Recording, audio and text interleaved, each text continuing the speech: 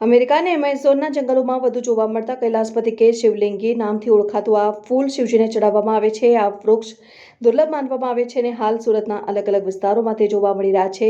આ ફૂલમાં સાક્ષાત શિવલિંગના દર્શન થાય છે. પવિત્ર શ્રાવણ માસમાં મંદિરમાં જતા ભક્તોના પૂજાના થાળમાં ચોક્કસ કૈલાસપતિ ફૂલ જોવા મળે છે અને ફૂલની વિશેષતા એ છે કે નીચે લાલ રંગના મોટા કમળ જેવું હોય છે, જેની વચ્ચે નાનકડા શિવલિંગ જેવી પ્રકૃતિ હોય છે અને તેની ઉપર છત્રછાયા આપતા પીળા રંગના શેષનાગ જોવા મળે છે. સામાન્ય રીતે બધા વૃક્ષોમાં ડાળીઓમાં ફૂલ આવે ત્યારે આ ફૂલ સીધું થડમાંથી જ ઉગે છે. તેનું ફળ મોટા દડાકારનું હોય છે, જેમાં 500થી પણ વધારે બીજ હોય છે.